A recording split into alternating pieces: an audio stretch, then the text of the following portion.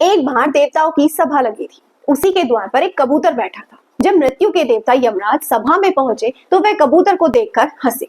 यह देखकर कबूतर की हालत खराब हो गई कि इस हंसी का क्या राज है, क्या मेरा अंतिम समय तो नहीं आ गया है।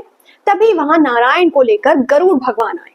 प्रभु को उतारकर जैसे ही वह सभा के लिए अंदर जाने लगे तो उन्होंने उस चिंतित कबूतर को देखा। पक्षीराज गरुड़ जी से उस कबूतर का दुख देखा न गया और वह उससे पूछ बैठे, क्या हुआ? देवताओं की इतनी भव्य सभा के बाहर तुम उदास क्यों बैठे हो? कबूतर बोला, प्रभु बैठा तो मैं पहले से ही यहाँ था, लेकिन जब यमराज अंदर गए तो मुझे देखकर बहुत तेजी से हंसे और तब से मुझे डर सता रहा है कि मेरे साथ कोई ना कोई अनहोनी आज अवश्य घटने वाली है। गरुड़ जी भी बात समझ गए और वे कहते हैं, देखता हूँ यमराज आज तुझे कैसे ले जाते हैं। उन्होंने कबूतर को अपनी पीठ पर बैठाया और उसे लेकर कई हजार मीलों दूर एक स्थान पर छोड़ आए। अच्छा, यमराज इसलिए हंसे थे कि कुछ पल बाद इस पक्षी की मृत्यु कई हजार मीलों दूर एक घड़ियाल के खाने से होगी। लेकिन यह तो बेचारा 2 माह तक भी लगातार उड़ता रहेगा तो भी उस स्थान पर नहीं पहुंच सकता।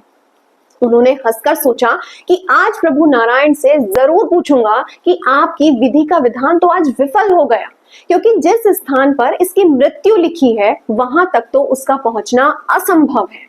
गरुड़ जी को इस बात का तनिक भी एहसास नहीं था कि वह खुद उस कबूतर को मौत के मुंह में बैठाकर आ गए। जब कार्यक्रम खत्म हुआ तो यमराज ने देखा कबूतर नहीं है। पीछे पीछे गरुड़ महाराज भी थे। यमराज जी बोलते हैं कि भाई यहाँ एक कबूतर बैठा था, वह कहाँ चला गया? तो गरुड़ जी बोलते हैं, क्यों, तुम उसे मारना चाहते थे?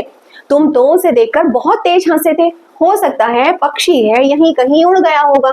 यमराज बोले, नहीं, हम हंसे तो इसलिए थे कि कुछ पलों बाद इसकी हजारों मील दूर मृत्यु होने वाली है, वह वहां तक कैसे पहुंचेगा। तब प्रभु की लीला गरुड़ जी समझ गए और तुरंत उन्होंने नारायण को नमन किया। उन्हें समझ में आया कि विधि का विधान कोई भी नहीं बदल सकता।